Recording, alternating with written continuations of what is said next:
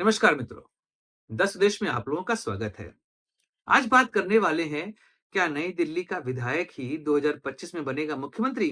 चर्चा बड़ी इंटरेस्टिंग है। चलिए बात करते हैं इस विषय में। नमस्कार दोस्तों, मैं सुधांशु। आप देख रहे हैं 10 देश।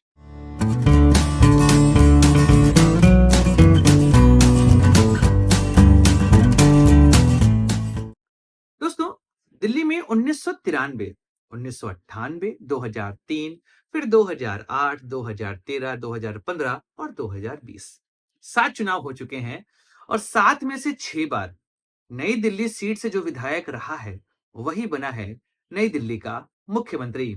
ऐसे में इस बार का चुनाव बड़ा इंटरेस्टिंग है, क्योंकि अरविंद केजरीवाल जो यहां से 3 बार के विधायक हैं और 3 बार से वह मुख्यमंत्री हैं, और उनके सामने हैं संदीप दीक्षित और प्रवेश सिंह वर्मा, जो कि दिल्ली के पूर्व मुख्यमंत्रियों के बेटे हैं। ऐसे में राजनीति बड़ी इंटरेस्टिंग है, क्योंकि इस बार दिल्ली में जो विधानसभा चुनाव हो रहा है, इसमें अरविंद केजरीवाल स्वयं अपनी सीट पर घिरते नजर आ रहे हैं।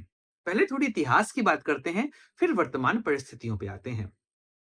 1993 में जब पहली बार दिल्ली में विधानसभा चुनाव हुए, तो भाजपा ने यहां पर विजय प्राप्त करी और 5 सालों में भाजपा ने यहां पर 3 मुख्यमंत्री बनाए। सबसे अंत में सुषमा स्वराज बनी थी यहां पर मुख्यमंत्री, जो कि 98 चुनाव के जस्ट पहले बनाई गई थी मुख्यमंत्री। लेकिन भाजपा प्याज के दामों में घिरी हुई थी और इस वजह से कहा जाता है कि 1998 में भाजपा को चुनाव हराने में प्याज का बहुत बड़ा रोल रहा है। सुषमा स्वराज का तेज तर्रार चेहरा भी भाजपा को विजय प्राप्त नहीं करवा पाया 1998 में, और नई दिल्ली विधानसभा सीट से जीत कराती हैं शीला दीक्षित और वह बनती हैं मुख्यमंत्री नई दिल्ली की। आप समझिए कि शीला दीक्षित वह दिल्ली की नहीं थी, वह यूपी की रहने वाली थी और सोनिया गांधी की बहुत करीबी थी। उनके कहने पर वह दिल्ली आई और यहां पर राजनीति अपनी शुरू करी। 1998 में कांग्रेस पूरे तरीके से छिन्न भिन्न हो चुकी थी। उन्होंने उस मरी हुई कांग्रेस को इकट्ठा किया और फिर उस चुनाव में भाजपा को हराया।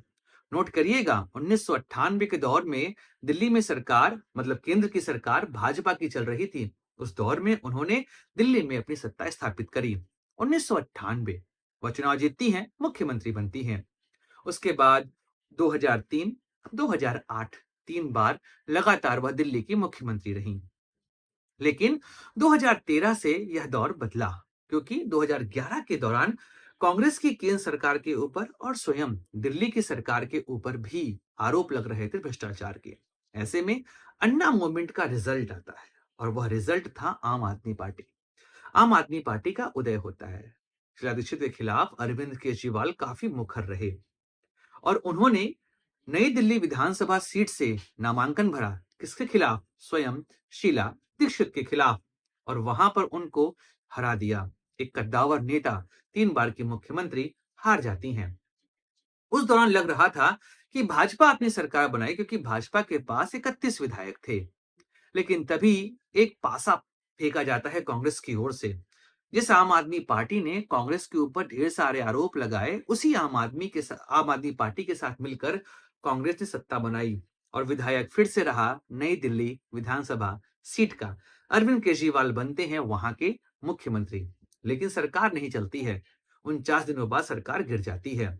चुनाव होते हैं 1 साल बाद, क्योंकि राष्ट्रीय शासन 2014 पर लगा हुआ था। लेकिन फरवरी में चुनाव हुए, नतीजा आया और फिर मुख्यमंत्री बनते हैं अरविंद केजरीवाल, और वह भी किस सीट से? नई दिल्ली विधानसभा से।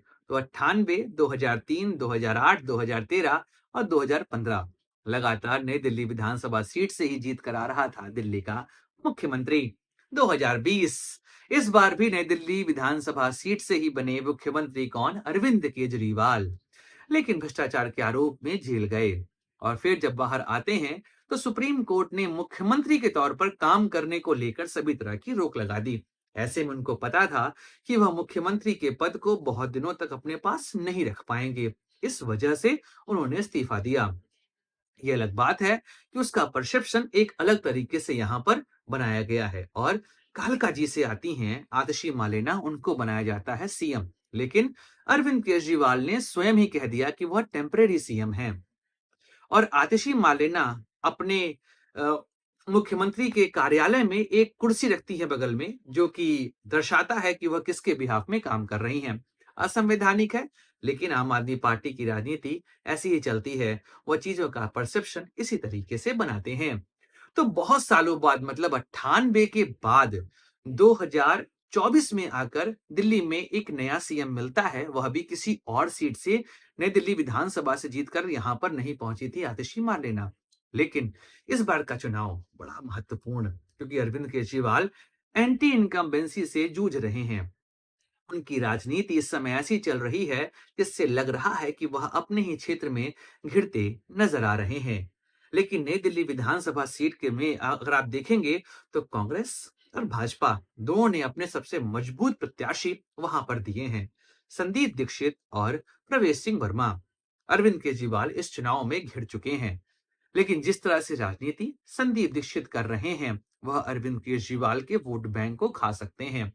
और भाजपा की ओर से आने वाले प्रवेश सिंह वर्मा वह कोशिश कर रहे हैं कि इस बार नई दिल्ली की सीट से वह अरविंद केजरीवाल को हरा सकें। और वहां की राजनीति में जिस तरीके से प्रवेश सिंह वर्मा काम कर रहे हैं, अरविंद केजरीवाल की राजनीति फंसती दिखाई दे रही है। यहां तक कि अरविंद केजरीवाल ने उनके ऊपर आरोप लगाया है कि वह जनता में पैसा बांट रहे हैं। 1,000 1100 रुपए वह बांटते दिखाई दे रहे हैं, ऐसा कहना है आम आदमी पार्टी का। लेकिन राजनीति ऐसी ही होती है। अरविंद केजरीवाल को भी पता है कि नई दिल्ली की सीट पर उनको कांग्रेस और भाजपा ने घेर लिया है। पूरे राज्य में प्रचार करने के साथ साथ उनको स्वयं अपनी सीट पर भी काम करना है। अगर वह अपनी सीट ही हार गए तो फिर कुछ और बचेगा नहीं। और जिस राजनीति को वह करते चले आए हैं, इस राजनीति में अरविंद केजरीवाल ने अभी तक मात नहीं खाई है। दिल्ली में वह जब से राजनीति कर रहे हैं, तब से वह लगातार सत्ता पे स्थापित हैं। और यह पहली बार हो रहा है कि उनके खिलाफ एंटी इनकम्बेंसी देखी जा रही है। तो हम कह सकते हैं कि यह पहला ऐसा चुनाव है जहां पर अरविंद केजरीवाल की सही परीक्षा होने वाली है, क्योंकि अभी तक तो राजनीति में चल रहा था उनका हनीमून पीरियड। लेकिन इस बार उनकी स्वयं की सीट और दिल्ली विधानसभा दोनों घिरी हुई है। और दिल्ली में किस तरीके से वह राजनीति करेंगे, यह तो समय बताएगा। लेकिन प्रवेश सिंह वर्मा और संदीप दीक्षित, इन्होंने अरविंद केजरीवाल की राजनीति को फंसा जरूर दिया है। दोस्तों, हम चर्चा करते रहेंगे, मिलेंगे अगले वीडियो में, बात करेंगे किसी और मुद्दे की। Like share subscribe the channel. जय हिंद, वंदे मातरम, भारत माता की जय।